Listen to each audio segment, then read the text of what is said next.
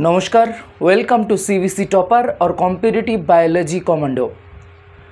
आजकेर जे विषयबस्तु निये आमरा आलोचना करब सेई विषयबस्तुटा होच्छे क्लास 12 अर्थात द्वादश श्रेणीते जारा पढ़ो तादेर जोन्नो अत्यंत गुरुत्वपूर्ण एकटा टपिक एबं जे टपिकटी होच्छे मानव जनन। आजके आमरा मानव जननेर पुंग जननतंत्र विषय निये विस्तारित आलोचना करब। तो भिडियोटा एकदम शेष पर्यन्त देखो एबं आशा करछि তোমরা এই ক্লাসটি অত্যন্ত ভালোভাবে বুঝতে পারবে এবং ক্লাসটিকে উপভোগ করবে। তো সবার আগে আসি যে জনন কাকে বলে। না আমরা প্রত্যেকেই জানি যে কোনো জীবের একটি সহজাত বৈশিষ্ট্য হচ্ছে জনন, অর্থাৎ কোনো জীবকে জনন কিভাবে করতে হয় সেটা কিন্তু শেখাতে হয় না, সেটা তার সহজাত ধর্ম, সহজাত বৈশিষ্ট্য। এখন জীব জনন করে কেন না, জীব জনন এই কারণে করে যাতে তার বংশ বৃদ্ধি হয়, অর্থাৎ প্রতিটা জীবই চায় যেন পৃথিবীতে তার অস্তিত্ব বজায় থাকে, যার জন্য তারা জনন করে। এবার জনন করতে গেলে একটা তন্ত্রের দরকার হয়। তন্ত্র কাকে বলে না, জননের সহায়ক অঙ্গগুলো মিলে তৈরি করে জননতন্ত্র। জননের সহায়ক যে অঙ্গ, সেই অঙ্গগুলো মিলে পরস্পর তারা মিলে তৈরি করে জননতন্ত্র। আমরা আজকে মানুষের ক্ষেত্রে পুং জননতন্ত্র বা মেল রিপ্রোডাক্টিভ সিস্টেম নিয়ে আলোচনা করব। তো মানুষের ক্ষেত্রে যে মেল রিপ্রোডাক্টিভ সিস্টেম বা পুং জননতন্ত্র বা পুরুষ জননতন্ত্র, সেই পুরুষ জননতন্ত্রের প্রধান যে জননাঙ্গ সেটি হচ্ছে শুক্রাশয়। অর্থাৎ মানুষের ক্ষেত্রে পুং জননতন্ত্র নিয়ে আমরা আজকে আলোচনা করছি এবং পুং জননতন্ত্রের একটি গুরুত্বপূর্ণ জননাঙ্গ বা প্রধান জননাঙ্গ হচ্ছে শুক্রাশয়, ইংরেজিতে বলে টেস্টিস। অর্থাৎ পুরুষদের প্রধান জননাঙ্গ হচ্ছে শুক্রাশয়। আমরা দেখতে পাই পুরুষদের দেহে দুটি শুক্রাশয় বর্তমান, যেটা পুরুষদের দেহের বাইরে অবস্থান করে এবং একটা থলির মধ্যে এরা অবস্থান করে। একটা থলির মধ্যে এই শুক্রাশয় দুটি অবস্থান করে, যে থলিটিকে বলা হয় স্ক্রোটাম। অর্থাৎ আমরা দেহের বাইরে পুরুষদের শুক্রাশয় দুটোকে ঝুলন্ত অবস্থায় দেখতে পাই এবং যে থলির মধ্যে ঝুলে থাকে সেই থলিটিকে বলা হয় স্ক্রোটাম। এখন প্রশ্ন যে দেহের বাইরে কেন? মহিলাদের ক্ষেত্রে আমরা দেখতে পাই না যে ডিম্বাশয়, যখন আমরা ফিমেল রিপ্রোডাক্টিভ সিস্টেম পড়বো সেক্ষেত্রে আমরা দেখব যে ডিম্বাশয় কিন্তু দেহের বাইরে অবস্থান করছে না। তাহলে শুক্রাশয় কেন দেহের বাইরে অবস্থান করছে? তার প্রধান কারণ হচ্ছে আমাদের নর্মাল বডি টেম্পারেচার বা বডির উষ্ণতা হচ্ছে 37 ডিগ্রি সেন্টিগ্রেড বা 98.4 ডিগ্রি ফারেনহাইট। এখন এই উষ্ণতায় কিন্তু শুক্রাণু নষ্ট হয়ে যায়। তাহলে যদি দেহের ভিতরে থাকতো শুক্রাশয় দুটো, তাহলে শুক্রাণু উৎপন্ন হওয়ার পর সেই শুক্রাণুগুলো নষ্ট হয়ে যেত। যাতে নষ্ট না হয়ে যায় সেই জন্য বডি কি করেছে না, শরীরের বাইরে ঝুলন্ত অবস্থায় শুক্রাশয় দুটোকে রেখে দিয়েছে, যেখানে টেম্পারেচার হয় 33 থেকে 34 ডিগ্রি সেন্টিগ্রেড, যার জন্য দেহের বাইরে অবস্থান করে। এবং পুরুষদের ক্ষেত্রে যে ডান শুক্রাশয়, সেই ডান শুক্রাশয়টা অপেক্ষাকৃত বড় হয় বাম শুক্রাশয়ের থেকে। এখন ব্যাপার হচ্ছে এই যে প্রধান জননাঙ্গ শুক্রাশয়, সেই শুক্রাশয়ের গঠন তাহলে আমাদের জানতে হবে, আর নাহলে গঠন না জানলে আমরা পুরুষদের জননতন্ত্র জানতে পারবো না। আজকে আমরা স্পেশালি শুক্রাশয়ের অবস্থান এবং শুক্রাশয়ের ভিতরে কি রয়েছে সেটা জানব। তো দেখো, আমাদের শরীরের বা পুরুষদের ক্ষেত্রে শুক্রাশয় দুটো দেহের বাইরে ঝুলন্ত অবস্থায় থাকে এবং প্রধান যে জননাঙ্গ সেটা হচ্ছে শুক্রাশয়। এবং জননাঙ্গ ছাড়া আর যে অঙ্গগুলো রয়েছে কি কি রয়েছে? প্রধান জননাঙ্গ ছাড়া আর যে অংশগুলো রয়েছে, সেমিনাল ভেসিকল বলে একটা গ্রন্থি রয়েছে। আর কি রয়েছে? আর রয়েছে প্রোস্টেট গ্রন্থি বলে একটা গ্রন্থি রয়েছে। এদের প্রত্যেকের কিন্তু জননে পরোক্ষভাবে কাজ রয়েছে। আর কি রয়েছে? প্রোস্টেট গ্রন্থি রয়েছে। আর কি রয়েছে? আর একটা কাউপার গ্রন্থি বলে একটা গ্রন্থি রয়েছে। এবং এই গ্রন্থিগুলো কিন্তু আমরা বাইরে থেকে দেখতে পাবো না, একদম দেহের ভিতরে রয়েছে। তাহলে সেমিনাল ভেসিকল, প্রোস্টেট গ্রন্থি এবং কাউপার গ্রন্থি। এই কাউপার গ্রন্থির আরেকটা নাম হচ্ছে বাল্বো ইউরেথ্রাল গ্রন্থি। সেই তিনটে প্রধান জননে সহায়ক গ্রন্থি কিন্তু রয়েছে।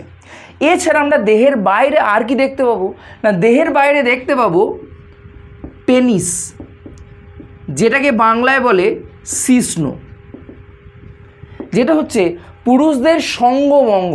অর্থাৎ যখন জনন সম্পন্ন হয় তখন সঙ্গমকালে সাহায্য করে পুরুষদের জননের বা জননতন্ত্রের এই অংশটা।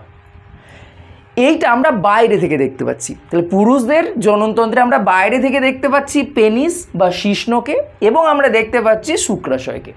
শুক্রাশয় হচ্ছে পুরুষদের প্রধান জননাঙ্গ। বাকি যে অঙ্গগুলো রয়েছে সেগুলো জননে সাহায্য করে। তারা কিন্তু প্রত্যক্ষ ভূমিকা পালন করে না, তারা পরোক্ষভাবে সাহায্য করে, তারা প্রধান নয়। প্রধানকে শুক্রাশয়। যদি আমি শুক্রাশয়টাকে বাদ দিয়ে দিই তাহলে সে কিন্তু আর জনন সম্পন্ন করতে পারবে না, অর্থাৎ অপত্য জীব সৃষ্টি করতে পারবে না। এবার আসি তাহলে যে শুক্রাশয়ের যে গঠন আমরা যে দেখতে পাচ্ছি, সেই শুক্রাশয়ের যে গঠন, ভিতরের গঠন, সেটা কীরকম হয় সেটা একটু জেনে নেওয়া যাক। দেখো, আমরা যদি শুক্রাশয়কে প্রস্থচ্ছেদ করি কি দেখতে পাবো একটু ভালো করে দেখে নাও। না, শুক্রাশয়কে আমরা যদি প্রস্থচ্ছেদ করি তাহলে মনে করো আমি এই শুক্রাশয়টাকেই প্রস্থচ্ছেদ করে দেখাচ্ছি, তাহলে কি দেখতে পাবো না, শুক্রাশয়টাকে যদি আমরা প্রস্থচ্ছেদ করি তাহলে একদম বাইরে একটা আবরণী দেখতে পাবো। এই শুক্রাশয়ের একদম বাইরে একটা কি দেখতে পাবো, আবরণী দেখতে পাবো, যে আবরণীটাকে বলা হয় টিউনিকা অ্যালবুজিনিয়া। এটা একদম শুক্রাশয়ের বাইরের আবরণী, একদম এই যে শুক্রাশয়, সেই শুক্রাশয়ের বাইরের আবরণী, এটা হচ্ছে টিউনিকা অ্যালবুজিনিয়া। তার বাইরে কিন্তু স্ক্রোটাম থলি রয়েছে। খেয়াল রেখো, শুক্রাশয়টা কিন্তু স্ক্রোটাম থলির ভিতরে রয়েছে। তাহলে টিউনিকা অ্যালবুজিনিয়া কিন্তু স্ক্রোটামের আবরণী নয়, টিউনিকা অ্যালবুজিনিয়া হচ্ছে শুক্রাশয়ের একদম বাইরের আবরণী। এবার আমরা যদি শুক্রাশয়কে সেকশন করি, যদি প্রস্থচ্ছেদ করি, দেখতে পাবো এই টিউনিকা অ্যালবুজিনিয়া একটু ভেতরের দিকে অবস্থান করেছে, দিয়ে বেশ কিছু প্রকোষ্ঠ সৃষ্টি করেছে, বেশ কিছু এরকম প্রকোষ্ঠ সৃষ্টি করেছে।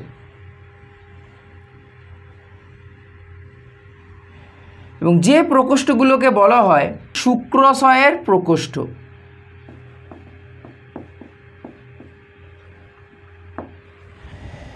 এখন এই শুক্রাশয়ের প্রকোষ্ঠের মধ্যে আমরা দেখতে পাই বেশ কিছু নালী রয়েছে, বেশ কিছু এরকম নালী রয়েছে,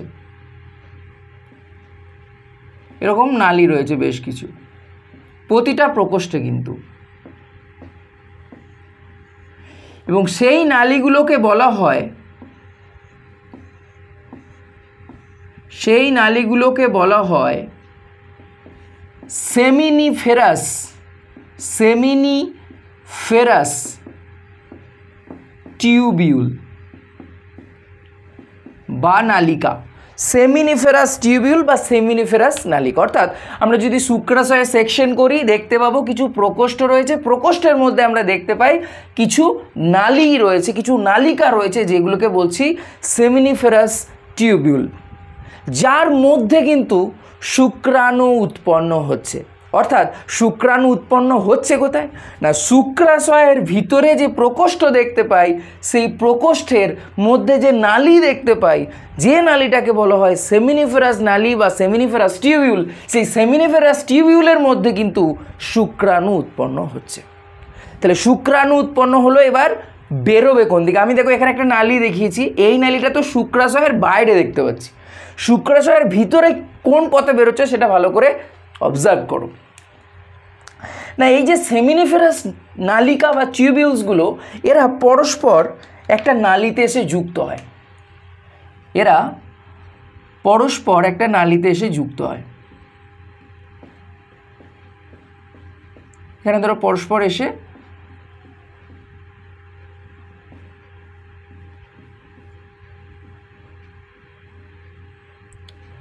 একটা অংশ এসে যুক্ত হচ্ছে, একটা নালিকা এসে যুক্ত হচ্ছে। যে জায়গাটায় এসে যুক্ত হচ্ছে এই সেমিনিফেরাস টিউবিউলগুলো, সেই অসংখ্য নালী যেখানে মিলিত হচ্ছে সেটাকে বলা হয় রেটি টেস্টিস। রেটি টেস্টিস।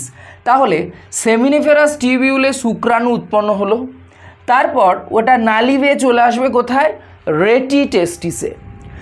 রেটি টেস্টিসে আসার পর রেটি টেস্টিস থেকে বেশ কিছু নালী নির্গত হয়, বেশ কিছু নালী এরকম নির্গত হচ্ছে রেটি টেস্টিস থেকে। সেই নালীগুলোকে বলা হয় ভাসা ইফারেন্সিয়া। ভালো করে বুঝবে যে কোন পথে শুক্রাণুটা বেরোচ্ছে। কিন্তু তাহলে শুক্রাণুটা উৎপন্ন হলো সেমিনিফেরাস টিউবিউলে, তারপর সেটা বেরিয়ে এলো রেটি টেস্টিসে। রেটি টেস্টিস থেকে চলে আসে ভাসা ইফারেন্সিয়া। সেখানে কি হচ্ছে না, রেটি টেস্টিস থেকে কয়েকটা নালী নির্গত হচ্ছে এবং সেই নালীগুলো এরপর একটা মোটা নালীতে এসে মিলিত হয়। এটা পেঁচানো অবস্থায় কিন্তু অনেকটা দীর্ঘ হয়, পেঁচানো অবস্থায় অবস্থান করে, মানে একদম দীর্ঘ মোটা পেঁচানো অবস্থায় অবস্থান করে, যেটাকে বলা হয় এপিডিডাইমিস। কি বললাম? এপিডিডাইমিস। তাহলে শুক্রাণু উৎপন্ন হলো কোথায়? শুক্রাশয়ের প্রকোষ্ঠে যে সেমিনিফেরাস নালী আছে সেই সেমিনিফেরাস নালীতে। তারপর শুক্রাণু এলো কোথায়? রেটি টেস্টিসে। রেটি টেস্টিস থেকে এলো কোথায়? ভাসা ইফারেন্সিয়াতে।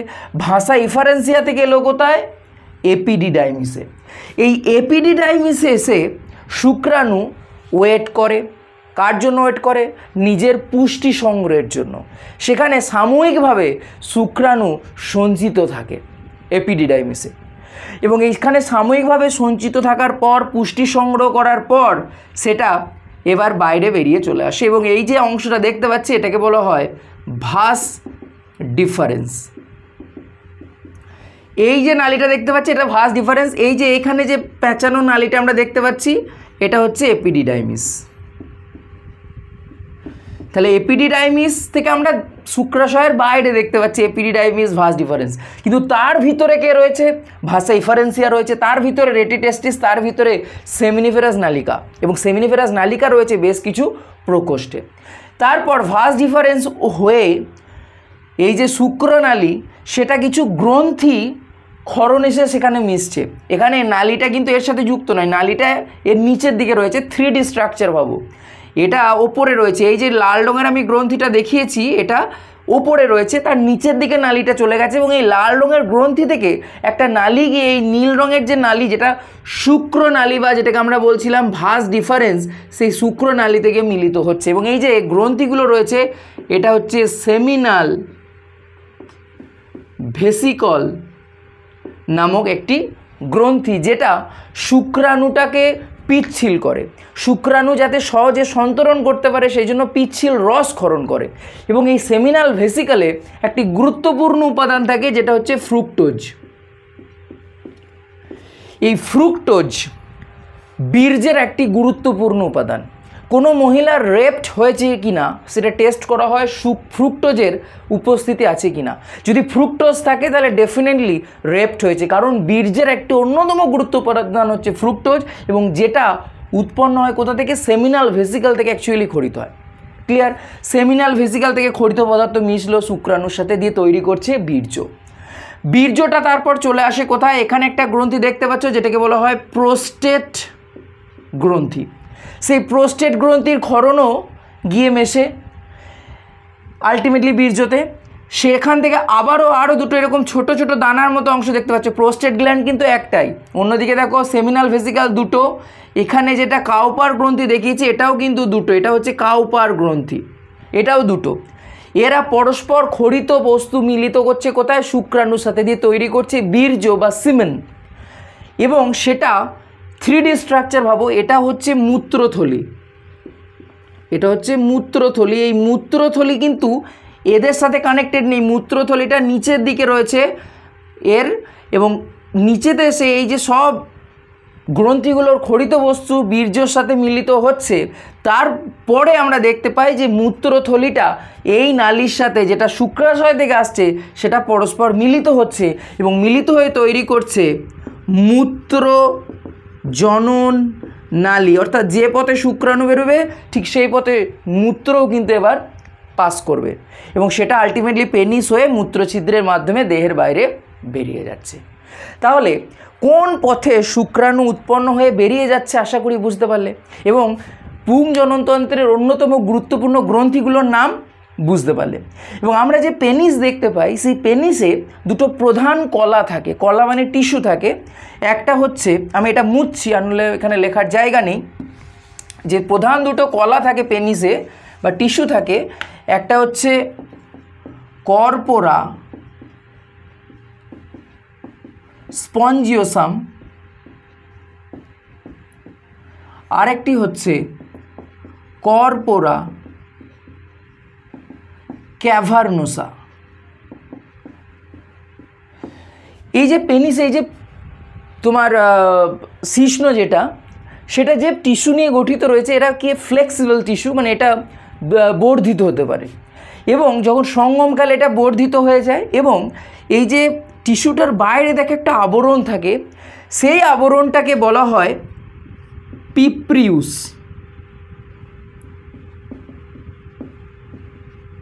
প্রিপ্রিউস।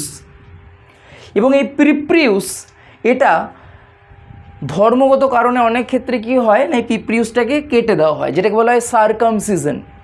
তার পিছনে অনেক কারণ রয়েছে কেন কেটে দেওয়া হয়। তো এই পিপ্রিউস হচ্ছে কিন্তু এই যে পুরো শিশ্নটার উপরে একটা কভারিং রয়েছে একটা, যেটাকে বলছি আমরা পিপ্রিউস। এবং এই দেখো পেনিসের এই সামনের দিকটাতে, মানে একদম উপরের দিকটাতে একটা আবরণ থাকে না, সেই জন্য একদম সম্মুখভাগ, পেনিসের সম্মুখভাগটাকে বলা হয় গ্লান্স পেনিস। এবং এই গ্লান্স পেনিসের বাইরের দিকে আমরা দেখতে পাই একটা আবরণ থাকে, যার নাম হচ্ছে পিপ্রিউস। ক্লিয়ার? তাহলে আমরা প্রধান যে টিস্যু পাই পেনিসে, সেটা হচ্ছে কর্পোরা স্পঞ্জিওসাম এবং কর্পোরা ক্যাভার্নোসা। এটা গুরুত্বপূর্ণ। এখানে দেখো স্ট্রাকচার ওয়াইজ দেখিয়েছে, এটা হচ্ছে শুক্রাশয়টা, এটা হচ্ছে পেনিসটা, এবং এখানে দেখো এটা হচ্ছে মূত্রথলি, এবং এই মূত্রথলি থেকে দেখো মূত্রনালী এসছে। অন্যদিকে যেটা শুক্রাশয় থেকে যে নালীটা এসছে, সেটা দেখো একদম এই দিক থেকে এই পথে এসছে। শুক্রাশয় থেকে যে নালীটা এসছে দেখো এই যে একদম এই পথে এসছে। এখানে দেখো গ্রন্থিগুলো, এটা হচ্ছে প্রোস্টেট গ্রন্থি, এই যে এই জায়গাটা হচ্ছে প্রোস্টেট গ্রন্থি, তারপর মিলিত হয়ে এখানে পেনিস হয়ে একদম মূত্রজননালী তৈরি হয়ে এইদিকে বেরিয়ে যাচ্ছে। তাহলে এখানে পুরো প্রসেসটা দেখিয়েছে। এবং এখানে দেখো প্রোস্টেট গ্ল্যান্ডকে দেখানো হয়েছে, এবং প্রোস্টেট গ্ল্যান্ডের নিচে দেখো এখানে বাল্ব ইউরেথ্রাল বা কাউপার গ্রন্থিকে দেখানো হয়েছে, এবং এখানে পেনিসের স্ট্রাকচার দেখানো হয়েছে। এখানে দেখো এই যে বললাম পিপ্রিউস, এই পিপ্রিউসটাকে দেখানো হয়েছে একদম সম্মুখভাগে, যেটাকে বলছি আমরা লিঙ্গাচর্ম যেটা বাংলায় বলে।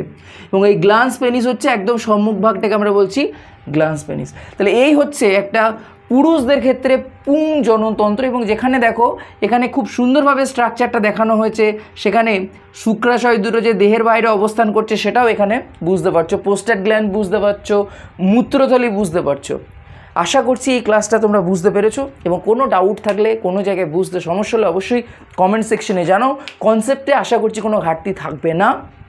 এই তৎসত্ত্বেও যদি কোনো সমস্যা থেকে থাকে অবশ্যই কমেন্ট সেকশনে জানাবে। আমরা পরের ক্লাসগুলোতে স্ত্রী জননতন্ত্র নিয়ে আলোচনা করব, এবং একদম মানব জননের শেষে এখান থেকে কীরকম প্রশ্ন আসতে পারে সেই নিয়ে আলোচনা করব। তো ভালো থাকবে, সুস্থ থাকবে, এবং যদি চ্যানেলে একদম নতুন হও চ্যানেলটিকে সাবস্ক্রাইব করো, তোমার বন্ধু বান্ধবীদের সাথে শেয়ার করো। দেখা হচ্ছে পরের ক্লাসে।